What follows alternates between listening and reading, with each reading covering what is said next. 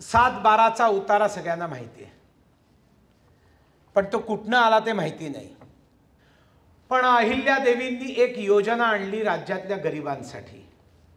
त्यांनी सांगितलं तुमच्याकडे जमीन आहे घरामध्ये पण उत्पन्नाचं साधन नाहीये, राज्य तुम्हाला पैसे देईल झाडं लावण्यासाठी, राज्य तुम्हाला पैसे देईल झाडं मेंटेन करण्यासाठी, त्याच्या खतासाठी, पाण्यासाठी, बियाणासाठी. तुम्ही अशी वृक्ष लावा की ज्याच्यावर येणारी फळं ही कमर्शियली म्हणजे आर्थिक दृष्टीने चांगले तुम्हाला उत्पन्न मिळवून देतील असे फळझाडं लावा.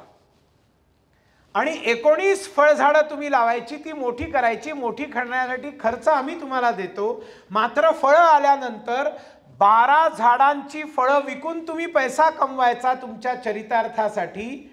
7 झाडांचा जो मिळकत असेल ती राज्य सरकारला परत द्यायची, कारण त्या सगळ्या झाडाला बनवण्यासाठी आम्ही तुम्हाला फंड्स दिलेले आहेत.